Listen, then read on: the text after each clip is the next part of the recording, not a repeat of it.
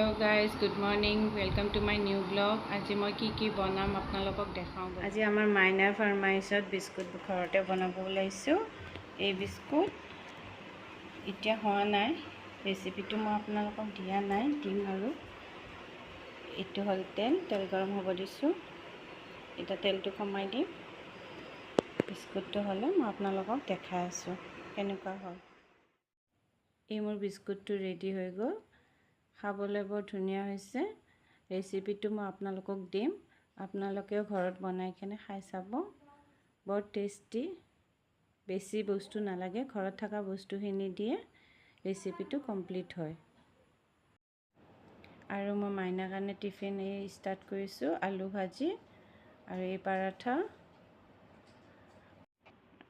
আৰু এই সৰু মাইনা কেনেকৈ ৰুটি বেলি আছে চাওকচোন।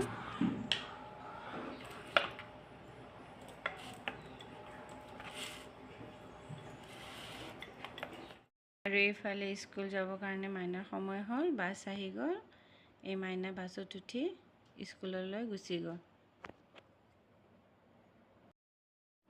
এই মই ঘৰৰ চব কাম চাম কৰি আজৰি হৈ আহি এই দুপৰীয়া লাঞ্চৰ কাৰণে যোগাৰ কৰিছোঁ। এই হাঁহৰ মাংস, এই পিঁয়াজ আদা ৰহুনৰ পেষ্ট, এই গৰম মিঠাতেল হ'ব দিছোঁ, এটা তেজপাত দিলোঁ।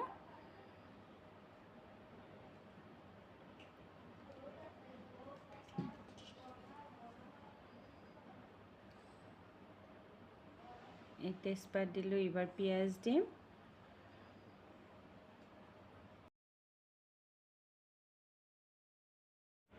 এই মাংসখিনি লাৰি আছোঁ, মাংসখিনি হ'ব এতিয়া মই মাংসখিনি থৈ দিলোঁ।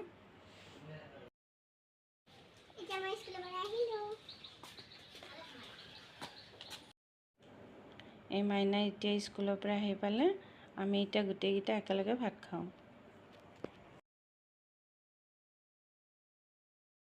তো গাইজ, আজিলৈ ইমানতে। যদি ভাল লাগিছে লাইক কৰিব, কমেণ্ট কৰিব, শ্বেয়াৰ কৰিব আৰু ছাবস্ক্ৰাইব কৰিব।